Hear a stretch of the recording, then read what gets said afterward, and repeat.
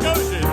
It's the Junior Kekuewa Jr. Show, starring Junior Kekuewa Jr. Join Junior along with the Wayne Borhe Band as he makes any kind from Hawaii. And now, ladies and gentlemen, Junior Kekuewa Jr.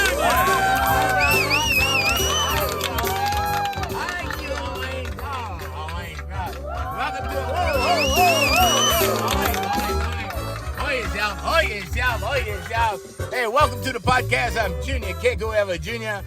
Oh, man, what a vacation. I've been on vacation. You know, I hardly ever take vacations, right?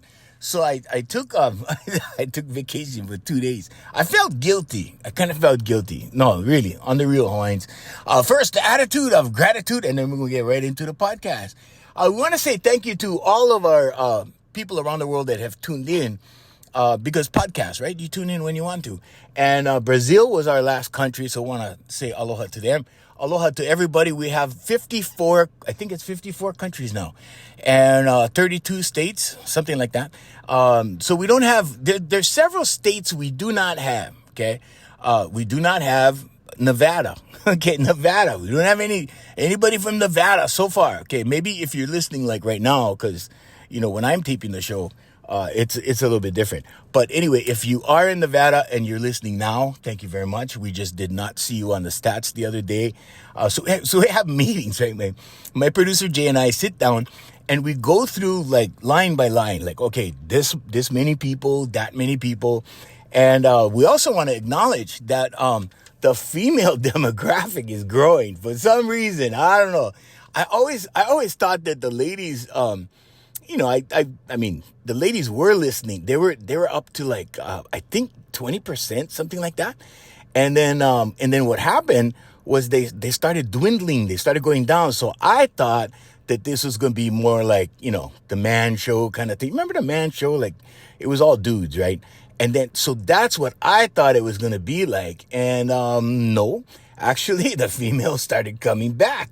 So, yeah. Oh, Mexico. I'm sorry. Mexico was our last, country and, to join. So that's our new country. So people in Mexico want to say aloha from Hawaii. And, so actually the females are growing. They're 40%. They were 20%. Remember? They were always 20%. 40% females, 60% males. So we want to thank you, ladies. We take our hats off to you. 45, let's see, 44. Oh, wow. All the way down 28. Okay. Our demographics are now, still 28 to dead. Okay. But, here's your big fat but 23 to 27-year-olds picked up. So anyway, that's enough with the stats. Okay. So exciting things have been happening in my life lately.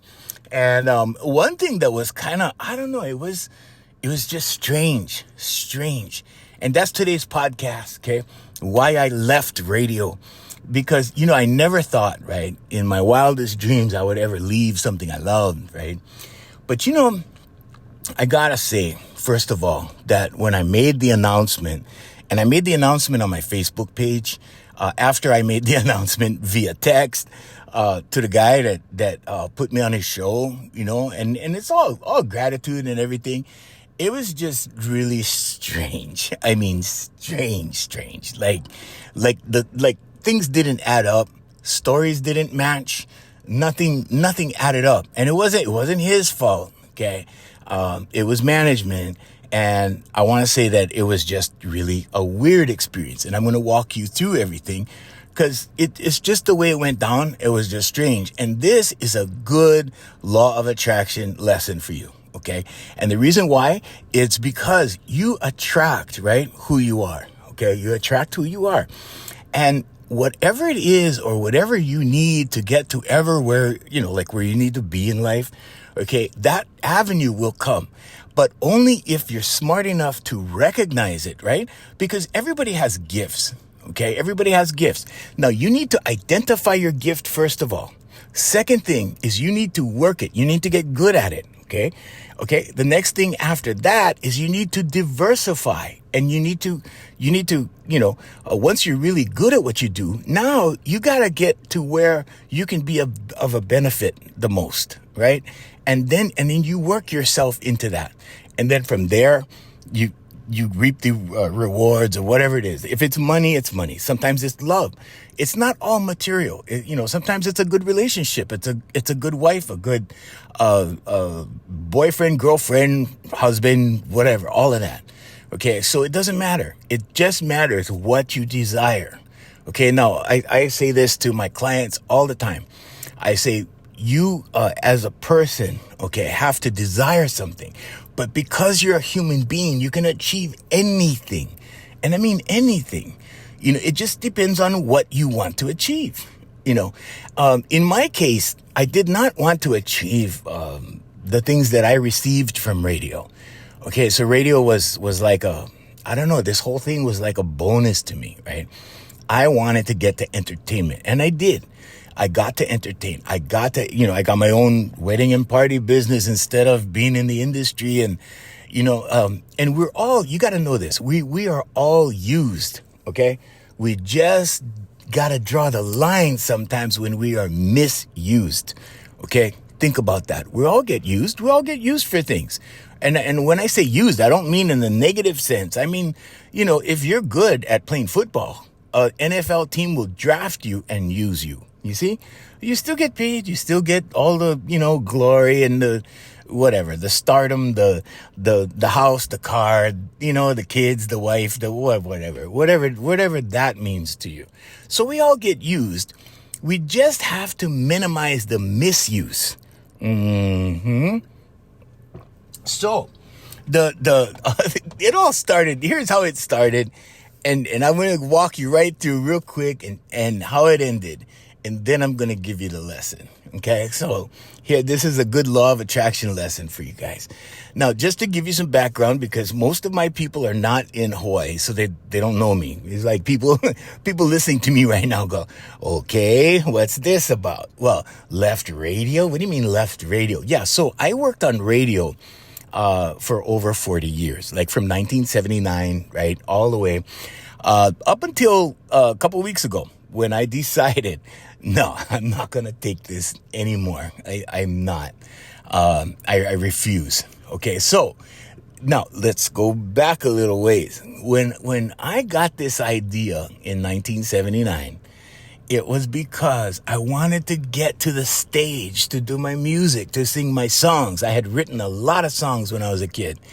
And I just knew that that's where I wanted to go. And so I thought, right, radio would be the perfect place, because then I could get in, right? I not only meet the people that play the music of the artist, right? I'll meet the artist, and then maybe I could make contacts, network, right? Yeah, that's what I was thinking. Network, and then, get to the point where I can meet the actual radio, the record people, right? And then meet the record people, right? And they would sign me because I was talented, right? Wrong. Okay, it did not work like that at all, okay? So I went into radio, right? I went into broadcasting school, and I saw this thing on this building. I auditioned. I got into broadcasting school. I called my parents. I said, God, this is what I want to do, and this is okay. And they wrote a check, and they paid for it, and I went to broadcasting school. And then before I could even graduate broadcasting school, they were using me already. Okay. So, I did stuff like what we call gopher work, go for this, go for that, whatever. And it's free. You don't get paid in the beginning. You don't get paid. You get to hang out. Okay. And you get to see all these, what you would call legends. And some people refer to me as legends on my Facebook the other day. And I'm like, oh, come on. I'm not dead yet. I mean, to me, I was like, no, don't, I felt really awkward being called a legend. But anyway. But I was very grateful. I was very grateful that they think that, right? I was really grateful. So anyway, I went through a lot of $5 an hour jobs, because that's what radio was paying, $5 an hour. And I worked my way through the years, and I gotta tell you, like, at some points in my life in radio, I remember when I was using all my radio money to buy instruments, because I thought, okay, those are the instruments I'm going to use when I get to the stage.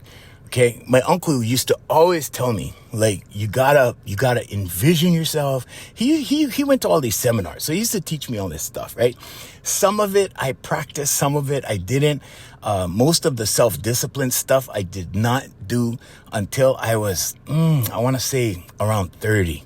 But in my 20s, it was very chaotic, right? So anyway, I go through my 20s and I go, I started in radio when I was 17. And I go through my 20s and I go, have all these opportunities. Some of them I missed out on. Some of them I got, whatever. And then, you do the $5 an hour jobs and you just keep going, right? And I met some really good people along the way in the journey, like really, really good people. And I met the not so good people, like a lot of them. Okay, and I keep going through the journey. And one day, right, when I was just turning 40, right, I was 39. This guy goes, hey, his partner, so-and-so is going to be out. He's got diverticulitis and, can you fill in? I'm like, he put it this way. He said, you want to have some fun? And I was like, yeah, and so, I did that, for a week. And in that 1 week, by the third day on Wednesday, it was like the heavens opened up and people were saying like, hey, have the other guys stay home already. We want to hear Junior. And, which there was people that liked me and there were people that liked the other guy, not taking anything away from the other guy. Okay. But, anyway, so, we go along this road. Okay. After the guy gets back, him and his girlfriend at the time, they kind of make this little, drama thing, right? And, try to push me out, right? And that's when, I owned a production company that I started like years before that happened. And I had a singing school already that I had from 1989. This was 1999. Okay. This was 10 years down the road. So I went to the bank and I printed posters and I made a deal with this guy and he put them all over the island, right? And then the guy that actually had me come in on his show, and I think he was amused by all of this. I think it was amusing to him. I think I was amusing to him. I don't know why he helped me so much, but he helped me in many other things in my life, not just radio. Like he pulled me into I want to say 4 or 5 really good jobs. And I worked with him at one point. He was my boss at one point. And a couple times he was my boss, once in radio, once in another industry. Right. And then he got me these other jobs. And I was like, wow, like, why is this guy like so good to me? So I thought he was like a close friend or like, you know what I mean? Like a buddy or like I don't know what you say. Like most of our people are in the United States. So like pal, buddy, that kind of thing. So I thought he was my buddy. And I go, wow, this guy, at one point he, even, had me come and live with him in his house and stuff. And it was fun. I mean, he was out doing his thing. I was doing my thing. And then, that kind of thing. And, so anyway, this kind of goes down the years, right? And then, at this point where my existence in this new opportunity that was really like exploding. It was in the process of blowing up, right? And so in this process, these 2 guys try and push me out, right? And I guess they felt threatened at that point. And you know what? I would have too. I really would have too. And I did not put the audience members up to saying those things and whatever. But I think it was a concern, and I think it was actually the guy's girlfriend that started to freak out more than the guy. But anyway, and this guy was a police officer. I mean, so, and I looked up to him, because I always had the deepest respect for police officers. I mean, just in general, basically.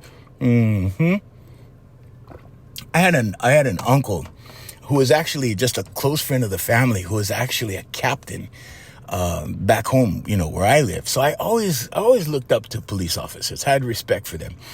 And so I had respect for this guy, right? Until this happened. And I was sitting with my girlfriend at the time, right? And it was on her lunch hour. And we were sitting at this place where you can park at the beach. And I had bought her lunch. And she was eating lunch in the car. And I put this guy on speaker who was the head of the show, right? And so she heard the whole conversation. I wanted somebody to witness it, because when it came time to tell the story, right, I didn't want to be all alone and take my word for it kind of thing. And she listens to the podcast. So if you're listening to the podcast, thank you. Anyway, so she heard the whole thing. She heard how the thing went down and the drama, and all of that. So I said, okay, we'll go to the bank. I went to the bank. I took money out, did the posters, hired the guy. He plastered them all over the island.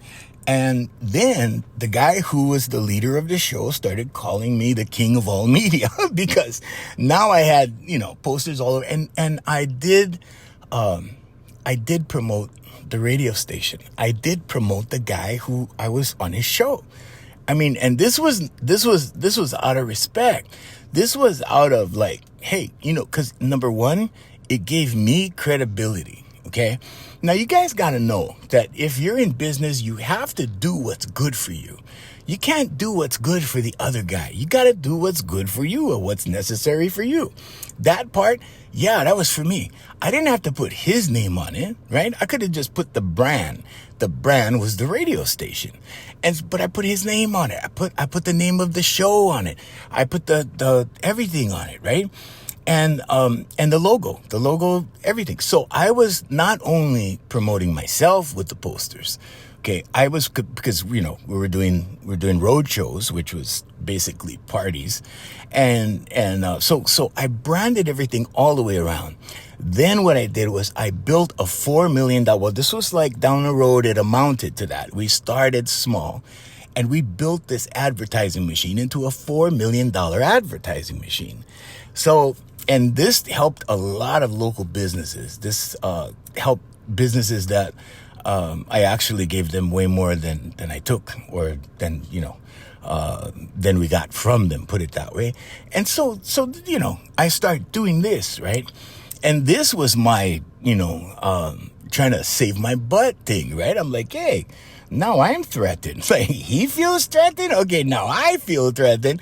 So when I feel threatened, I go to the bank. Anyway, I did all of that, okay? Now it was okay, look, you can sit in for him when he's gone because he don't like you. He don't like when you're here. And she says she's not comfortable. And I'm like, a likely story, right?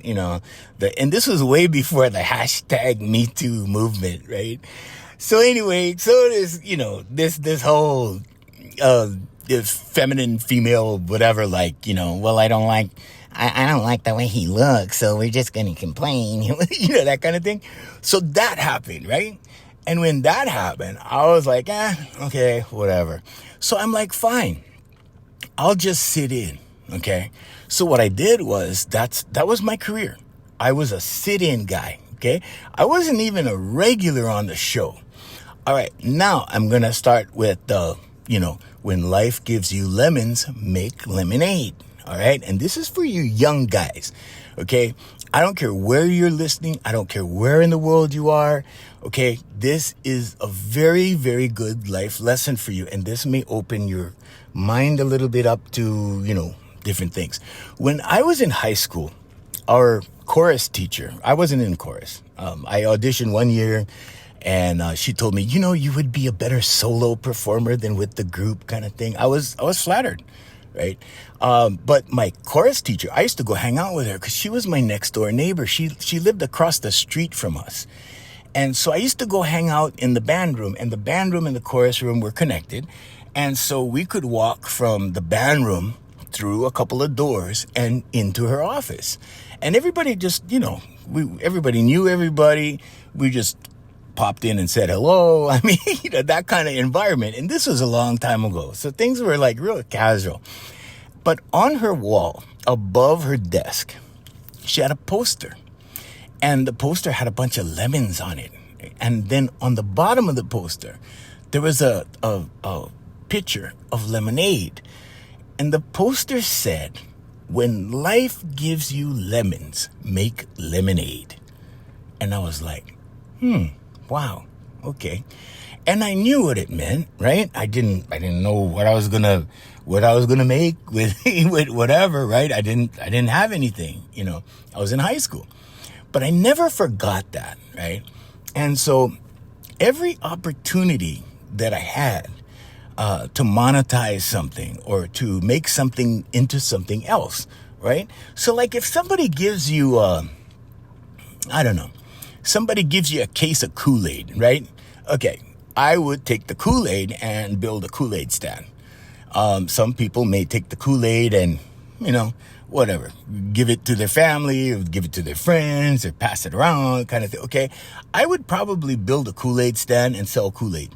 Or whatever. So that's what I'm talking about, right? You take something and you build it into something else. And that's exactly what I did. So I started, using this little fill-in position because it was just a fill-in position, right? And what happened was this was before social media.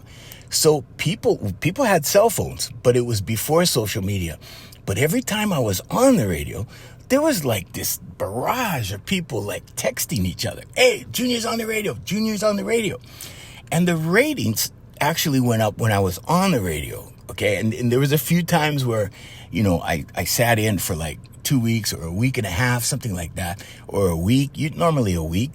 And it would be like right around the time where they could actually look at the ratings and go, wow, yeah, the ratings did go up.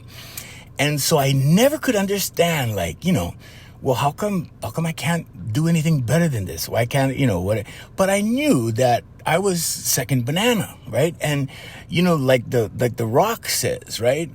He says, know your role, jabroni. And that was my role. So that's what I did. But out of that part-time thing, right? I built a $4 million ad machine. Okay. I got posters out there, like on the regular, like all over the island. And we started a wedding and party business. Now, the wedding and party business was an accident. That was just because people were calling the radio station on the air, asking me to, perform at their parties, whatever. So I said, well, this looks like a business. And I got a license and we started. Actually, I ran it under my singing school for a while. And then we just registered the name and the rest, as they say, is history. So we go on this journey, right? And pretty soon, we meet one of the best guys that I've ever met, and he becomes my producer. And so now he's setting up and he's taking the, and he and I till today are really good friends. And we're really tight, and his family and me, it's like we're all family, and, so anyway, the years go by, right? And every time that this other guy, the main guy, is on the radio, so he's talking smack about me, right? And I'm listening to the radio because I was listening because this guy is really good at doing voices. And I used to actually learn from listening to him do voices, right? And because I did voices and I brushed up on the voices because I go, oh, that's interesting. I don't do that guy, or I don't do that character, or I don't do, whatever. So I used to learn from him by listening to him. And then like, hey, he's talking smack about me. So I'm going, okay, when I go on the radio, I'm going to talk smack about him. And I thought this is what the show was about, right? Because, I never did anything like this, right? I never did morning radio. So anyway, so when I get on the radio, I start talking smack about him, right? So this goes on and on and on. I think it's part of the show.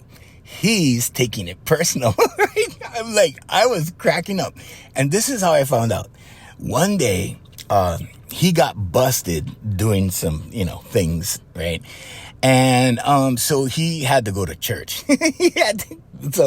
So here's, and I always say this always. I go, if all else fails, there's always church. Okay, you'd be surprised. I've seen guys that were going to get convicted of heroin, and they actually went to church, and now they're like famous, and they're institutions in Hawaii. But anyway, and that's another podcast. Hawaii, that's another podcast. But I'm just saying, church does wonders in this town and everybody knows everybody, you know, that kind of thing. So everybody, yeah, they have a way of fixing stuff and making things better and whatever. But anyway, this guy starts to go to church. Now he's on this 12-step program kind of thingy, right? Where you have to, I don't know, bury the hatchet with everybody kind of thing, or I don't know, whatever it is. But he asked me one day to meet him in this mall, right? So, and there's this place called Kahala Mall. And so I went down to the mall to meet him, right? And I said, hey, what's going on? And I sat down, and I thought he wanted to be my friend, or like we were going to be friends or whatever. I thought it was a friend thing. And then he comes out, he goes, you know, I know we've had these misunderstandings for years and years. And I'm sitting there going, what? Like I was having a WTF moment in my head, right? I was like, huh? What? And so he starts, you know, go, well, it's been whatever. And I'm like, oh no, I said, I thought this was part of the show. And then it occurred to me that the main guy, right, was putting us against each other for the benefit of the show, because it made a good show. It really did, because I would come on and blast him, right, like talking smack. Then he would come back and he would talk smack and that kind of thing. And so it was like a rivalry kind of thing, right, you know. And it made for a really, really good show. Now, the audience was like, I would say, the audience was almost like in thirds. 1/3 of the audience liked me, 1/3 liked him, and 1/3 really didn't give a damn. Like, they appreciated whoever was there or whatever. And so, I mean, we each had our fans, is what I'm saying, or people that liked us. Yeah, I don't like to use the word fans. That, to me, that's a little bit too uppity. But that happened, right? And then I was like, wow. So that was my first, thing, right? And then I see him posting all these things on Instagram about church, and I'm like, okay, well, I guess. And but what really kind of like, I had to ponder was like, why is he posting pictures with his Bible and and then I got it. I'm like, well, okay, he's doing this for her because he got busted. And anyway, and that's not a podcast. In fact, that's not a podcast always. But anyway, so these things were going on. And then he left the radio station, right? So, if you back up a few years, I actually worked with a different crew as part of a morning show. And they said that we could only talk like 3 times an hour or whatever. But when we were going through the process, right? It was almost, there was a joke between the two studios, because the two studios are next to each other, right? These two studios. And so I was a guest on, the one studio, and then I used to walk across the hall and go to the other studio and work. And the joke was that even the security guard downstairs, this girl, right, would get the position before me. And because they kept, stalling and dragging it out. And I guess it's corporate. I don't know if it was corporate. I don't know if it was the programming director's decision. I don't know what it was. But eventually I got it. Okay, eventually. And to me, it was like, this is a no-brainer. I've got all these people on the other station that like me. And, I couldn't. Anyway, to me, it was politics. Okay, that was my first, well, it wasn't my first political thing, but for a position, it was the first time I had to go through political stuff to get a position. The other positions I had, the fill-in was volunteer. I never got paid for that. I got mentions. They used to mention, my road show, my wedding and party business. They used to mention the website, like every show. So I got mentions. It's not like I didn't get anything, okay? But I didn't get paid. I didn't get paid any money. I didn't need money. I had 2 companies. I had money. So that's not what that wasn't my motive. I just wanted to do my thing, and I love making people laugh. And I love the girls, the cheeks. Oh my God. I can't even, that's another podcast. But anyway, I even had this place, we had 3-hour parking. Oh, that's not a podcast right there, Alliance. But okay, follow me. Follow my ADHD-ness, right? Okay, so fast forward now, right? And this guy leaves, and it was a pretty bitter thing going on.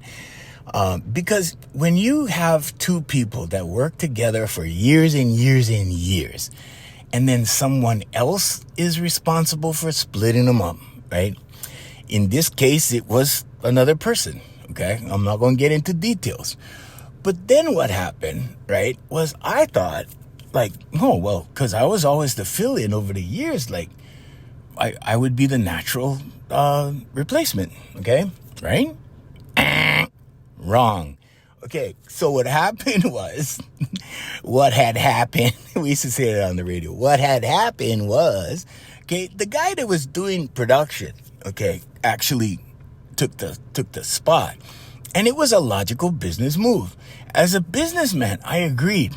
As a businessman, I was like, okay, I mean, as a quote, fill-in radio guy that was looking for a permanent thing, that part of me was like, no. But the business part was logical. He was already getting paid, right? All they did was pay him a little bit more, adjust his hours, and boom, he was on the morning show and doing production. And I was like, okay. And this guy was good at doing production. He was good at he was good on the morning show. Okay. So anyway, so he took the position, right? And I didn't. So I was still like, fill in, whatever, on call, that kind of thing, right? So I'd go in whenever I could. I was still contracted to the business office. I still had my huge advertising machine going, right? And so all of that was working for me. But it was working for me outside the radio station. Another thing you guys got to know. So when you work in radio and television, okay, that celebrity-ness or whatever, that popularity, okay, if you don't take your lemons and make lemonade with it, that's all you get. Okay? A few years ago, there was a bunch of radio people that just got caught. I mean, it was ugly. They just got cut. And I love those guys. Some of those guys, I love them. This one girl, me and her family, my family and her family goes back 40 years, back home, where I come from. And she's where I come from. And she mentioned on her Facebook, like, they gave their lives to radio. And all of a sudden, it was ruthless. It was just like, the next day, I was like, sorry, you're not working. I can't get in the building. What? Like, it was dirty like that. But that's the way corporate is. It's dirty like that. Well, I mean, it's corporate. It's business, right? But it could be handled a little bit more humanely. It could be handled a little bit better, like more tactful, more, how do you want to say, humanitarianly? I don't know. Is that a word, Hawaiians? I don't know these big words. Humanitarian, whatever, like personable, like human being kind of thing, like at least give them a notice or what. Nope, they cut everything off. Nobody's entry key worked, and they were just done. And I thought that was really bad. And she had said that they gave their lives to radio, and she did, and all of them did, right? And they just got axed, right? And here's the thing: a lot of those people, right? A lot of them just did radio. They did events and stuff and, on the side, but they just did radio. I decided, I was already doing a production company. We were making, those on hold answering machine thingies. We were doing that. We were doing commercials. We were doing voiceovers. We were doing jingles. We were doing all kinds of stuff with the production company. It was called Imua Productions back in the day. And then after that, I had the singing school because my friend was blind. And he needed something to do. And I thought, okay, well, we'll make a formal school, whatever. And I wanted to get to my music. Okay, so I resigned from my production position at another radio station. After being cut down, right? I ended up in the unemployment line collecting partial unemployment at one point. And I was like, okay, well, this is time. It's time. It's time to go. So what led me to this time, it was time to go, like for good, like forever, like done. So anyway, right? So now we're up to, where I didn't get the full time. And I'm like, okay. So I just kept getting called in, and what I called in. And pretty soon what happened was I was given a certain figure every year. And this was the amount that my company was going to make for, we're going to do events for a certain amount every time. Okay. And I think I mentioned it on another podcast, so that, radio announcers would go and they'd give them $100 talent fee, and we'd be billing, we'd send a $3,000 invoice, that kind of thing. And so they started cutting that amount down because the guy that was handling, my stuff went to another company, right? So it got cut down, like almost every year it just kind of went down. So the last year, right, we had a meeting, an informal meeting in this guy's office, right? And there was 3 of us, and me, and then the sales manager, and this guy who was a manager. He was one of the sales people, and he managed, other types of accounts and stuff. And so we had a meeting, and they quoted me a figure because it was November and we were in the holiday season, and they quoted me a figure for next year. And I said, fine, yeah, we'll take that. Okay. Because I had this advertising machine that was helping not only me and my businesses, my companies, it was helping other people's companies, right? I mean, it was pretty good. And they won't do that anymore because they saw what I did with it, right? So I took lemons and I made lemonade. And to them, I think it was, there was just one point in time where they went, wow, he did that. And they were amazed at what I did. But at the same time, and it wasn't illegal. It wasn't, it's called barter. Right? Okay. A lot of it was barter. Some of it was sales. Some of it was barter. But it was so huge that these guys were like, whoa, like they had no idea because, they just heard one commercial at a time.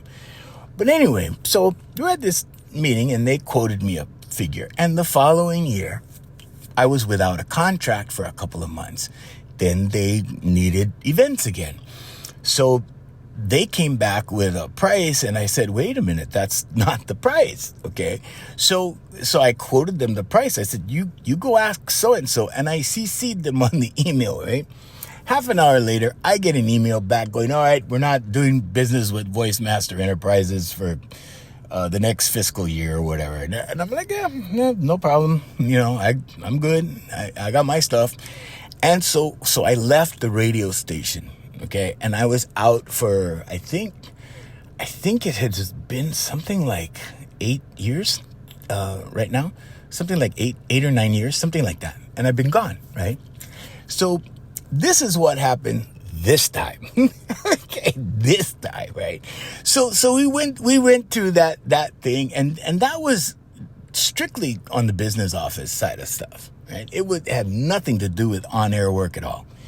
So now, I get this DM on Instagram, and it's like, hey, daddy. So this one guy, like couple radio stations back, nicknamed me daddy because of my production skills, right? He called me daddy. and I really like the guy. He's so cool. And he we used to joke around, and he used to call me daddy. So I'm like, okay, whatever. And so I get this DM. Hey, daddy, want to come do some stuff? And, we're looking for somebody, and no promises, but, just come, and, if you want to come, whatever, it's up to you.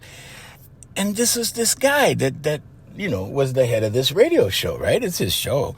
And I'm like, wow, yeah, I was honored, right? So I call him, and we talk for 2.5 hours or something, And, so I go back, and I went back for maybe 2 or 3 times. The first time, oh man, I was out of shape. The first time I went back, and when I say out of shape, I just mean my rhythm, right? Because comedy has a rhythm. Radio has a rhythm. And in morning radio, for those of you, I know radio's on its way out, but okay, for those of you that are thinking about podcasting or something similar to radio, or like an online streaming radio kind of thing, Okay, you guys have to know that if you're working with someone else, like a comedy team or a team or like a morning show kind of thing, so you guys need to know that you need to find your rhythm, and it's more important to know when not to talk than to know when to talk. Okay, that's my advice for that one. Okay, so anyway, I go back. The first day, I was like, oh man, I'm falling all over myself. I'm like, I haven't done this in like 8 years or something. And I'm like, this is terrible. I was not happy with my work at all. Second day, I start getting my timing back, right? Cause the first day, after that failure, right? I'm working the show in my head, man. I'm like until the next day, you know what I mean? Like, and I went back the next day and I redeemed myself. Cause that's basically what I'm good at. I'm good at redeeming myself. So I went back, I got my rhythm back, and then it's like, there's nothing to do, whatever, well, we'll get back to you. Then I get the text, right? Oh, can you come in for 2 weeks or, whatever, or you can do so many days of the 2 weeks. I'm like, hey, I can do the whole 2 weeks, no problem. Now, you guys got to know something, that I've been doing business for a long, long time after I left the radio station, and I have not gotten a chance to laugh and have fun. And that's why I went. I didn't ask for anything. I didn't ask for money. I got money. I have money. I have. I don't need. Okay. I'm not, I'm not needy. Okay, anyway, but, that just popped into my head. Anyway, but I didn't need anything. I needed to laugh. So I went back and I did 2 weeks, right? And then it was like, I had a meeting before the 2 weeks. And I had a meeting with the programming guy, the big dog, right? The boss. And I went in there, and this was, oh man, it was totally wrong. The body language, he was squirming in his seat. He was sitting like, I don't know, the way he was just all closed up. His body language was just weird, right? And there was this guy, the guy whose show it is, and he was fine, and I'm like, whoa, what's really going on here, right? And then this girl that was on the show, and she joined in, and I'm like, well, everything was good on that side, but the boss was like, oh, I don't know, he was all tied up, right? So anyway, so it was a weird meeting, right? It was just, and the end of the meeting was like, okay, well, we'll see, blah, blah, blah, no promises, we'll talk about it. And I'm like, okay, everything's good. So then I did the 2 weeks, right in the middle of that time period, right? Along the way, I am being told that there's a money thing. I'm like, of course, television and radio are not making money like they used to. Like, no way. Okay, they don't pay that kind of money anymore. And I wasn't making that kind of money on the morning show. I wasn't making any money on the morning show, right? I was billing for my services on the office side, but it was a business arrangement I had with the office.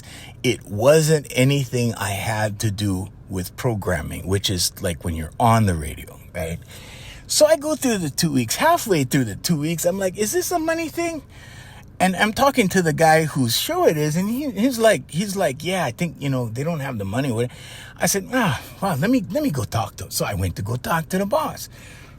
So I told the boss, I said, hey, you know what? You guys can just give me mentions. I mean, I don't need money. I have my companies that I work with, and then I make money. I need to laugh and have fun and enjoy. I mean, that's basically what I said. And I said, I don't need money. You don't have to pay me. I'll just do it for free. And here's the lesson for you guys, okay? Especially you younger guys. You have to love something so much that you would do it for free, okay? That you would do it for hopefully you have something else going on so you can survive, so you can thrive, with something else. But you have to love something so much that you would do it for free. And I would, and I did. I offered, okay? And then I said, I told the guy, the boss, I'm talking to the boss, right? And then I told the boss, I said, hey, you know what? I said, you can pay me $1,000 a month later on when you guys get money, whatever. Because he was telling me, hey, at some point you need to work for the company. And I'm like, yeah, of course. I have no objection to that, right? Throw me $1,000 a month. Yeah, whatever. It doesn't matter. And that is like chicken feed. That $1,000 a month. I think I go through $1,000 a month in gas. Something like, I don't know, gas money, something like that. Whatever. It doesn't matter. And so that's the offer I made, right? Meanwhile, nobody tells the guy that's communicating with me via text, right? It's his radio show. Nobody tells him, right? So eventually, right, they rehire the guy that left the show, right? And he's been out of the show for a long time. He was on another radio show. In fact, he was doing an impression of me on the show, which I was grateful for because it kept me relevant, right? And anyway, long story short, right? I at this point I'm thinking, okay, I was just a placeholder, and I was just this placeholder with whatever, But then I started thinking, like, no, this is probably the best thing because and I had told the guy, I said, hey, maybe I could go fill in again, and it'd be like the old days, and the dream team. I remember telling him that the dream team. I said, hey, maybe the dream team again, because that's what we were like before. And he was telling me, like, well, this guy's a floor walker in the mainland, right? Like he's, I don't know, some kind of security for a department store kind of thing. And I was like, wow, that's really sad, right? And then he started telling me about how, so all of these things, like they were like bits and pieces of information, like, and then how they went far back and, they grew up in the same neighborhood and all this kind of stuff and known each other forever. And I said, look, if he needs a job, give him the job. I don't need the money. Give him the job. I'll do the fill-in again, and everybody's happy. I get to laugh. He gets a job. I mean, that kind of thing, right? And I was sincere about that. I mean, I was being real, right? And I guess there was no communication between the boss and that guy, because apparently, I got another text from this guy, right? The guys whose show it was, right? And he goes, hey, come laugh with me, whatever, come laugh. And I'm like, okay. And I was in the middle of a meeting. I have weird schedules. This morning I just met with somebody in the United Kingdom before I did the show. And so I have these different people, different countries and stuff that I service. I do life coaching for, and I also do voice training and, that kind of thing. So, and marketing. So, anyway, so he, I didn't get back to him till the afternoon. When I got back to him in the afternoon, he said, oh, we figured out that, when, this other guy, right? This other guy is out, we'll just do the best of. So the best of is when they run a previous program, right? And it's consistent. Now, from the programming point of view, it makes sense. From the business point of view, it makes sense. Okay. But the second part of it was like, well, but, I may change it next year. And that was the straw that broke the camel's back, right? Because now you young guys take this as a lesson, okay? Because now, right, I got the impression like, well, I should hang on till next year and see what's going to happen. And I was like, no, I am done. I don't need this, right? I wanted it, right? But I don't need it. In other words, some people need it to survive. Some people need it to get paid. Some people need it to pay their bills, whatever, right? A job, right? And I don't need a job. That wasn't the point in the first place. I went because I wanted to laugh. I wanted to have a good time. I wanted to make people laugh. That was my favorite thing to do. Like my favorite thing in the world. And I can only work with that one guy. If it wasn't that one guy, I couldn't work with him, because they don't. So it's like working with my best friend that died of cancer, right? It's like working with him with music. We work for so long together, right? That like now, if I wanted to work with somebody in music, it would take me years to get to know someone really good musically. Okay.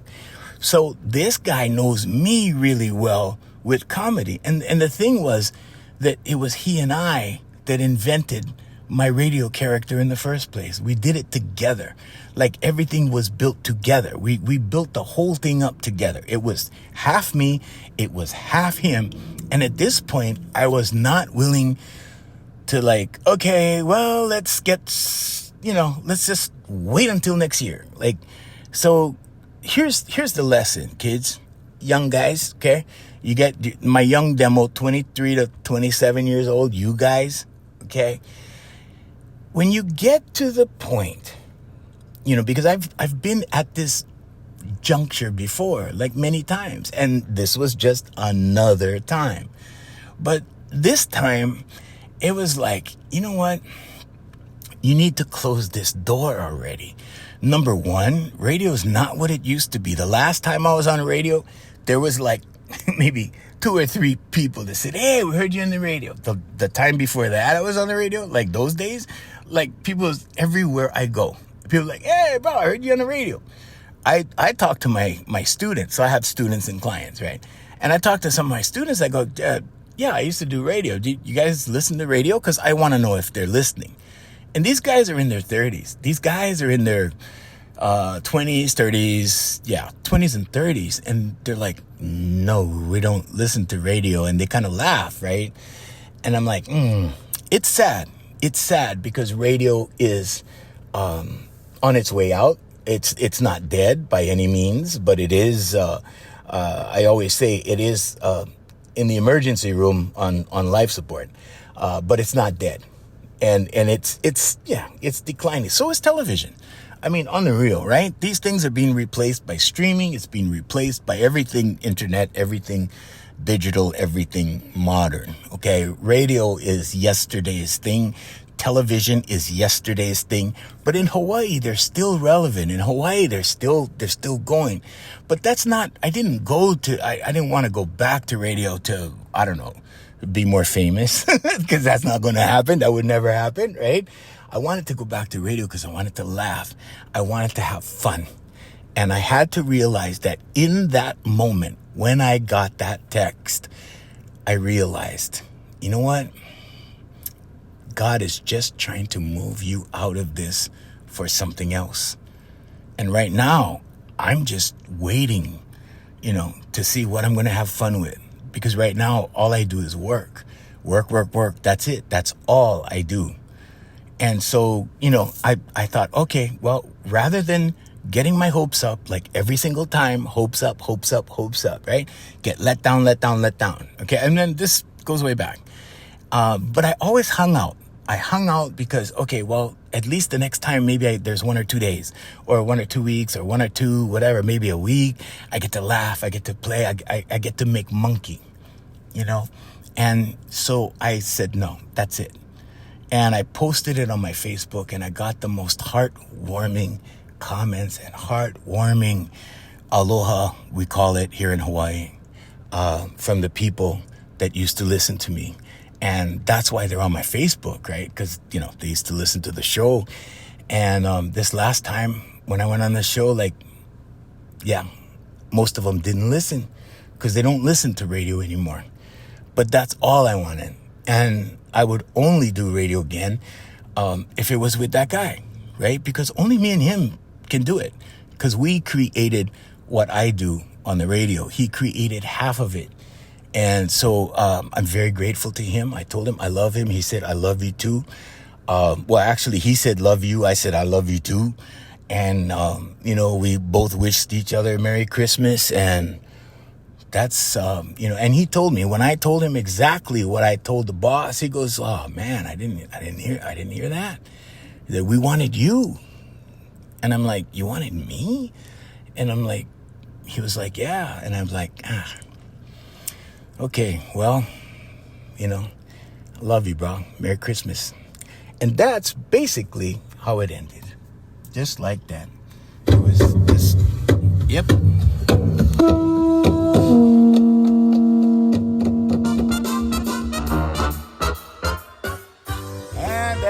Basically why I left. Yep, that's how I left. That's exactly what happened. Anyway, oh man, I'm waiting for whatever it is that's gonna be fun. I can't wait to see that. It's like All I do is work, Hawaiians. That's all I do. But I will be here on the podcast. Garins, Barbarians, as we say in Hawaii. So yeah, until next time, I'm Junior saying mahalo and aloha.